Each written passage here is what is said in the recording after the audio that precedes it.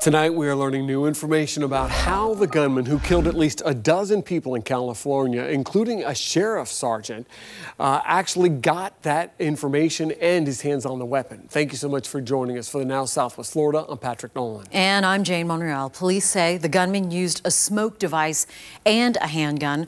The gunman has been identified as Ian David Long, a former Marine who had police called to his home in April, I should say, on mental health concerns. But experts decided not to detain him. The Now's investigative reporter Jace Larson has the details. You're hearing gunshots fired. One person advising there's a subject inside shooting. A massacre inside a packed California bar with students who were there for a college country night.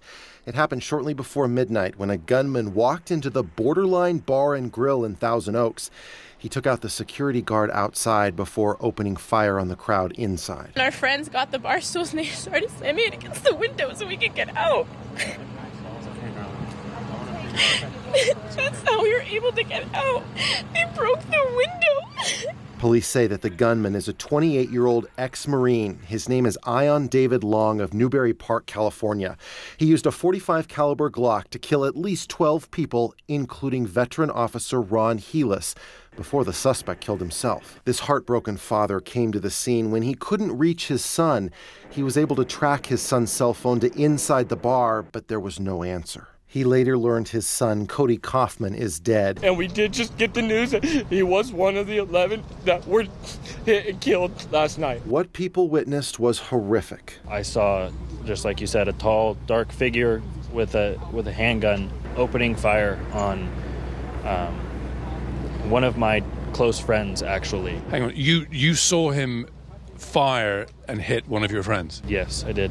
I saw that, and I knew that we had to act immediately if people's lives were going to be saved. Customers scrambled to escape. Another 20 people were injured during that shooting and the aftermath.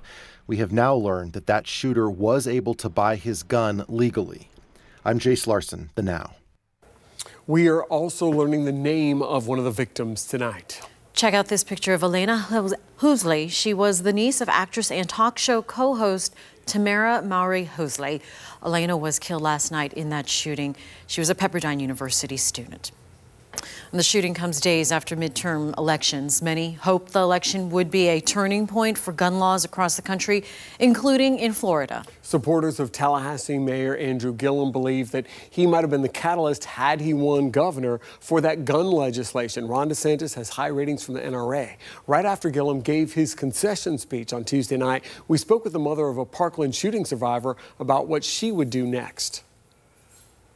It's disappointing, but I know that I'm not going to let it go. I'm going to continue to go to, if I can't go to Tallahassee, I'm going to be communicating with, the leaders of the House and Senate and making sure they know we're watching. And coming up on Fox 4 News at 6, we're asking the governor-elect Ron DeSantis how he plans to prevent tragedies like this from happening in Florida now that he will become governor of Florida come January.